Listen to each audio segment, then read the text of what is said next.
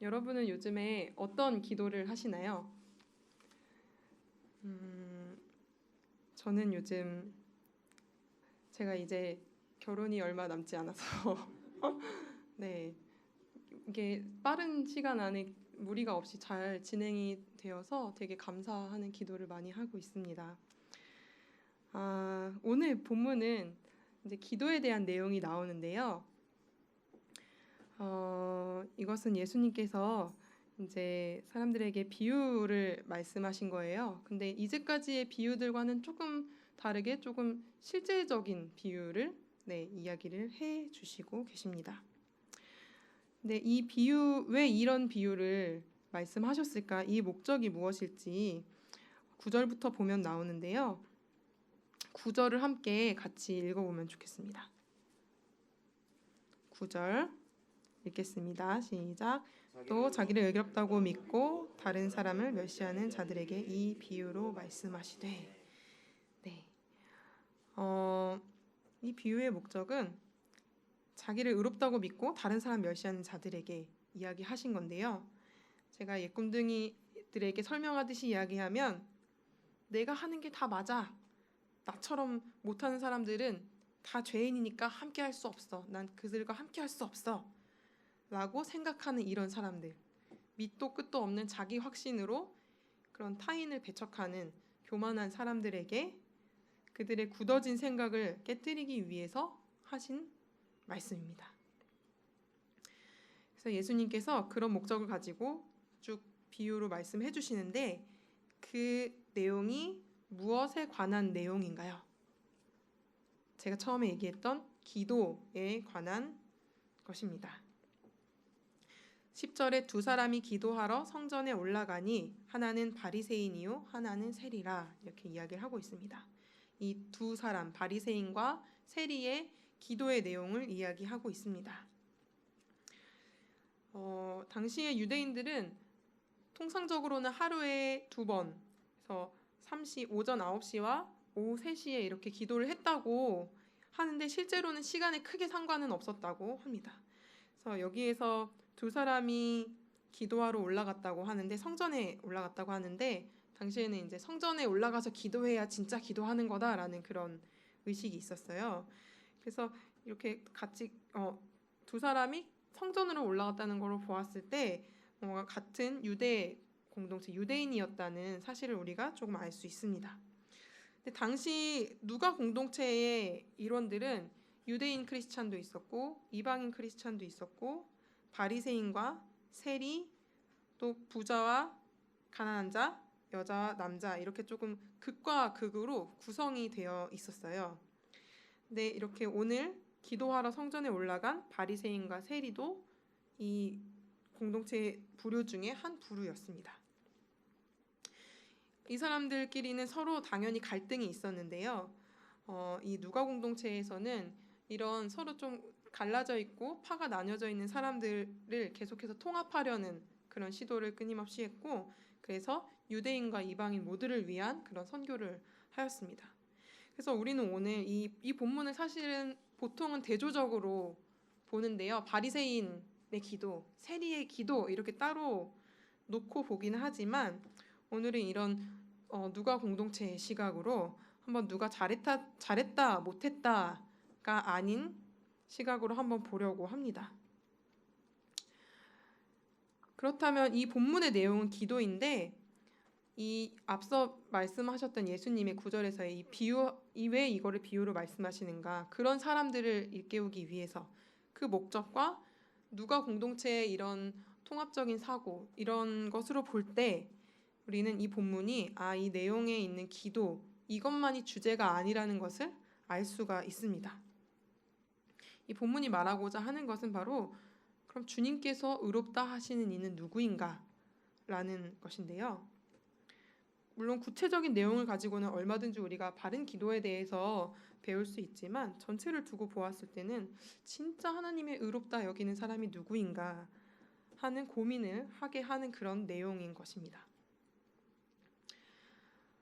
그러면 그 기도의 내용이 어떤지 한번 말씀을 함께 보겠습니다. 기도의 내용은 이제 11절에서 13절까지 나오는데요. 먼저 바리새인의 기도를 함께 읽어보겠습니다. 11절입니다. 바리새인은 서서 따로 기도하여 이르되 하나님이여 나는 다른 사람들 곧 토색, 불의, 간음을 하는 자들과 같지 아니하고 이 세리와도 같지 아니함을 감사하나이다. 나는 일해에 2번씩 금식하고 또 소득의 11조를 드리나이다 하고. 네. 이번 이 9월 한 달 동안 예꿈둥이 설교가 사실 예수님의 비유 내용이었어요. 그래서 사실 우리 아이들에게 이야기할 때는 바리새인을 되게 아주 교만하고 나쁜 위선자로 이렇게 설명을 했는데요. 이건 예꿈둥이뿐만 아니라 성경을 읽고 그동안 읽고 듣고 이렇게 보시는 성도님들이라면 보통 바리새인들에 대한 생각이 이제 그런 생각이죠. 근데 이 기도의 내용만으로 본다면 그는 자신에게 있었던 삶의 일들을 하나님께 기도한 것인 뿐입니다. 그의 삶은 이 기도와 같았습니다. 그는 토색하지 않았습니다. 돈이나 물건 따위를 억지로 달라고 빼앗는 그런 일을 하지 않았고 불의한 행동을 하지 않았다고 합니다. 간음과 같이 음탕한 행동을 하지 않았고 게다가 일주일에 2번씩 금식까지 하고 11조도 잘 드렸습니다. 당시에 다른 이들은 이만큼 살 수 있었을까요? 유대인들의 삶의 중심이 성전과 율법이라고 하지만 많은 사람들이 그렇게 살지 못했습니다. 그리고 여기 대조적으로 나와 있는 세리들은 말 그대로 토색하는 자들이었어요. 백성들의 그런 피 같은 돈을 빼앗는 그런 사람들이었죠. 그래서 바리새인은 자기가 살았던 삶을 그대로 기도한 것이었습니다. 여러분은 이런 기도를 하시나요? 기도가 삶이고 삶이 기도인 하나님, 내가 오늘은 이렇게 살았습니다. 오늘은 이런 하루를 보냈습니다. 이렇게 기도 내용으로만 보면 사실은 문제가 없어 보입니다. 그런데 문제가 있다면 이 기도가 자신과 타인을 경계짓고 구분지으면서 자신을 비교 우위에 놓았다는 것, 그거를 문제로 볼 수 있겠습니다. 경건한 삶 그 자체를 하나님께 드리는 것으로 그것만으로 진정한 예배가 되고 정말 진정한 기도가 되는 것인데 바리새인은 다른 사람과 비교하는 어떤 그런 것으로 자기를 드러내므로 자기 만족을 했던 것이죠. 그리고 또 한 가지는 바리새인은 율법 이상의 것을 실천했습니다. 일주일에 2번 금식하는 거나 11조를 넘어선 11조까지 하면서 그 자기 만족을 더욱더 강화를 시켰는데요.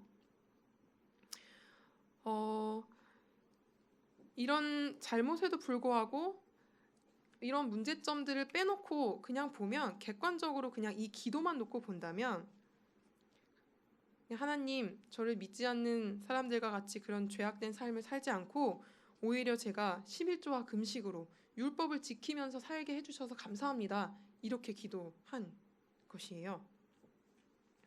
그래서 이 기도만 놓고 그리고 바리새인들에 대한 우리가 갖고 있는 그런 선입견이라던가 편견, 일단 문제점이라고 보지 않고 기도만 놓고 본다면 뭔가 위선자야, 나쁜 사람이야 라고 이렇게만 볼 수 없는 그런 근거가 딱히 기도에서는 막 보이지는 않는 것 같습니다. 그렇다면 세리의 기도도 한번 보도록 하겠습니다. 13절입니다. 같이 한번 읽어보겠습니다. 세리는 멀리 서서 감히 눈을 들어 하늘을 쳐다보지도 못하고 다만 가슴을 치며 이르되 하나님이여 불쌍히 여기소서 나는 죄인이로소이다 하였느니라. 세리의 기도는 세리 역시 사실은 자신의 삶에서 토대로 기도한 것이나 마찬가지입니다. 왜냐하면 사실은 단지 죄인이로소이다 하는 고백을 들었는데요. 이것이 세리가 꼭 겸손했기 때문이다 라고만 볼 수 있을까요? 그의 삶은 앞서서 말한 것과 같이 토색하는 삶이었고 굉장히 하나님 앞에 어쩌면 자랑할 것이 없는 그런 삶이었습니다.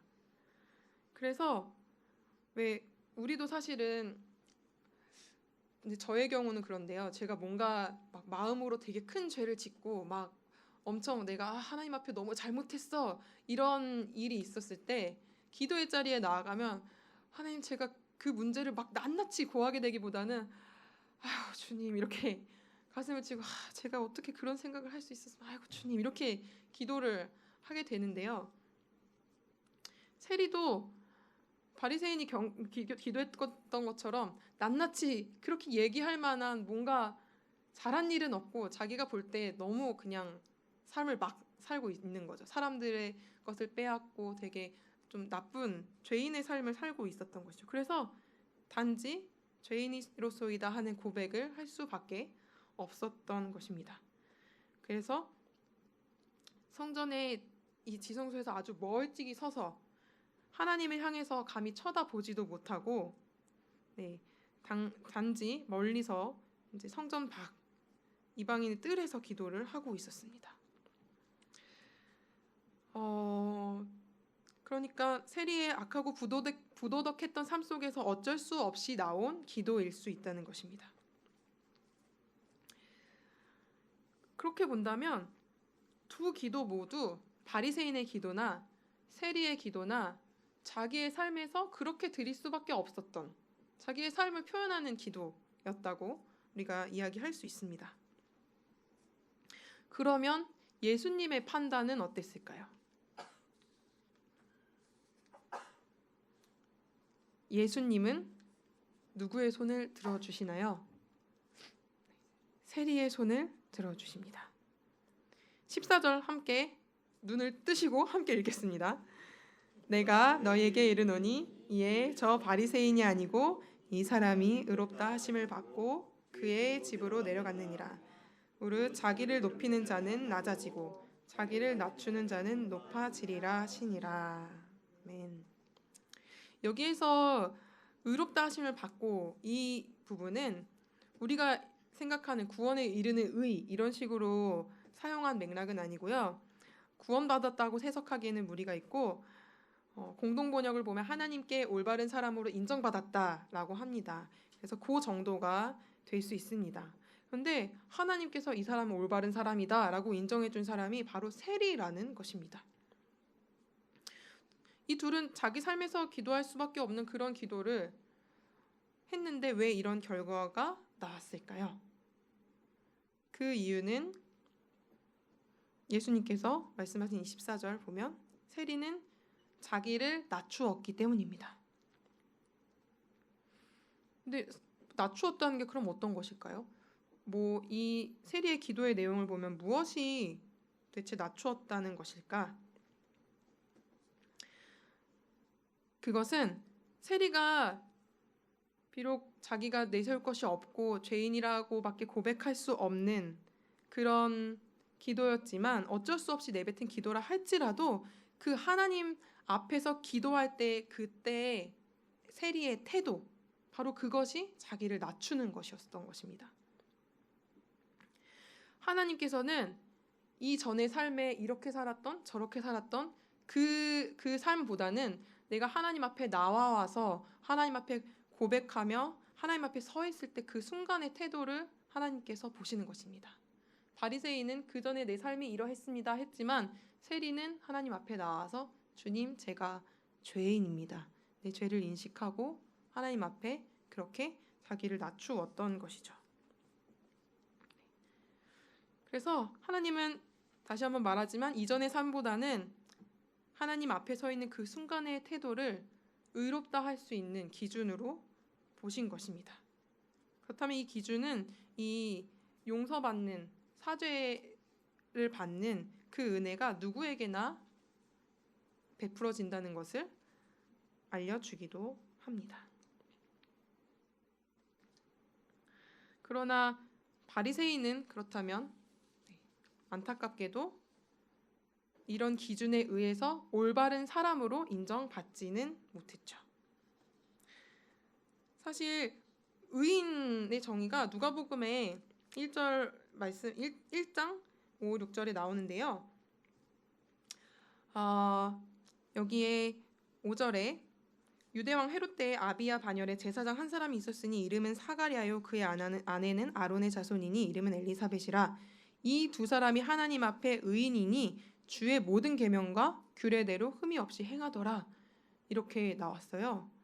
그래서 이것을 보면 하나님 앞에 의인이라 할 수 있는 사람은 계명과 규례대로 흠이 없이 행한 사람인데 바리새인 역시 동일하게 행동한 것이 아닙니까? 그런데 바리새인은 율법이 원하는 바를 훨씬 넘어선 행동을 했습니다. 이것은 율법의 이상을 실천하여서 금욕주의의 문제로까지 갈 수 있는 그런 것이었습니다. 그리고 그것을 이상으로 실천하면서 결국에는 다른 사람을 자기보다 낮게 보면서 스스로가 그런 것들로 인해서 의롭다고 그런 확신을 자기가 갖게 되는 것이죠. 그래서 바리새인은 하나님 앞에서 자기가 지킬 만한 것들 다 지켰다고 했지만 올바른 사람이다라고는 인정받지 못했던 것입니다. 그렇다면 우리는 이 말씀을 보고 자기를 낮추는 삶에 대해서 생각해 보아야 할 것입니다. 그런데 저는 이 공동체 안에 처음에 제가 이 말씀 볼 때 그러면 편견을 빼고 바리새인과 세리를 보자고 말씀드렸잖아요. 사실 세리가 이렇게 하나님 앞에 의롭다함을 받았다고 했지만 그 이후의 삶에 대해서는 예수님 비유로 나와 있지 않습니다. 만약에 세리가 참회에 이렇게 기도를 하고 의롭다함을 받았지만 돌아가서 자신을 돌이키는 삶을 살지 않는다면 정말로 자기가 하나님 앞에서 낮추는 태도로 낮추는 기도를 하였지만 돌아가서의 삶이 그 낮추는 기도를 했던 것과 반대로 똑같은 삶을 살고 있다면 그것은 과연 그 결과는 어떻게 우리가 생각해 볼 수 있을까요? 저는 우리의 이 교회 공동체 안에 어쩌면 바리새인 같이 신앙생활을 하는 사람도 있고 세리와 같은 삶을 살면서 기도를 하는 사람도 있을 것이라고 생각합니다. 그래서 우리는 이 두 인물 모두에게서 하나님께서 말씀하시는 바를 우리가 깨달을 수 있어야 합니다. 바리새인의 삶을 볼 때에는 우리가 분명히 배울 만한 것이 있습니다. 바리새인도 하나님 앞에서 열심인 사람들이었거든요. 그래서 하나님 앞에서 지켜야 할 것들을 지키고 자기가 행동하지 않을 것들을 행동하지 않고 이런 삶 안에 자기를 낮추는 태도가 함께 들어있다면 분명히 어쩌면 하나님께서 의롭다 하신 이후의 삶이 바리새인과 같은 삶을 살아야 정말로 그 자기를 낮춘 삶으로 이어질 수 있고 또 세리와 같은 삶은 어떨까요? 세리의 기도와 같이 성전에 나와서 하나님 제가 잘못했습니다. 기도하고 돌아가서 실제적으로 그 기도한 바와 같이 참회하는 삶을 살아야 그래야 우리가 진정으로 자기를 낮추는 삶을 실제로 살고 있다고 이야기할 수 있을 것입니다. 우리는 그래서 내가 바리새인이고 내가 세리이다라는 생각으로 이 말씀을 같이 보면 좋을 것 같습니다. 그래서 바리새인들을 어쩌면 우리는 밖에서 이 본문 밖에서 보면서 나는 바리새인과 같지 않고 오히려 좀 더 세리에 가깝게 느껴지면서 세리와 같이 겸손하게 이렇게 마음을 갖고 살아갈 수 있는데요. 오늘 이 말씀을 통해서 다시 한번 우리가 같이 이 두 인물을 통해서 두 사람에게서 같이 배웠으면 좋겠습니다. 하나님께서 원하시는 삶이 무엇인가? 그것은 말로만 하는 것이 아니라 정말로 내가 기도한 대로 그 이후의 삶까지도 계속해서 그 자기를 낮추는 삶을 실천하는 것. 그것이 바로 하나님께서 의롭다 하시는 그 삶이라는 것입니다. 바리새인은 의가 없었던 경건한 삶을 살았고 세리는 의롭다함을 얻었지만 그 이후의 삶이 어떠했는지는 우리가 알 수 없습니다. 각자에게 과제가 있습니다. 우리가 알고 있는 삭개오 아시잖아요. 사실상 삭개오는 예수님의 사죄를 받은 후에 어떻게 했죠? 자기가 토색했던 그 재물을 4배나 돌려주었습니다. 세리의 과제는 이렇게 앞으로의 삶, 앞으로 경건한 삶, 하나님의 말씀을 실천하는 삶, 자기는 낮추는 삶이 과제가 될 것입니다.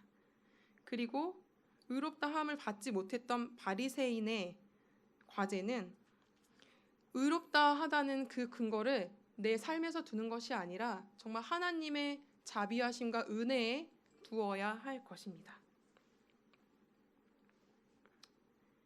이렇게 우리가 이 성경의 두 인물을 통해서 우리에게 부족한 것이 무엇이었는지, 우리가 하나님 앞에서 진정으로 낮추는 삶이 무엇인지 한번 우리의 삶을 돌아보고 그렇게 기도가 삶이 되고 삶이 또 기도가 되는 그런 삶을 살아가는 여러분이 되시기를 축원합니다. 함께 기도하겠습니다. 하나님 감사합니다. 우리에게 오늘의 이 말씀을 통해서 우리가 이제까지 생각하지 못했던 또 바리새인의 입장에서도 한번 생각을 해보았습니다. 하나님, 우리가 말씀을 대할 때에 좀 더 균형 잡힌 시각으로 바라보고 그 안에서 정말 나에게 주시는 말씀이 무엇인지 깨닫게 하시고 더욱더 하나님 앞에 나아갈 때 겸손한 마음으로 구하게 하시고 그 겸손한 마음이 기도 후의 삶까지 이어져서 정말 하나님 앞에 진정으로 예배드리며 삶이 기도가 되고 기도가 삶이 되는 그 삶 살아갈 수 있도록 인도하여 주시옵소서. 감사드리며 예수님 이름으로 기도드립니다.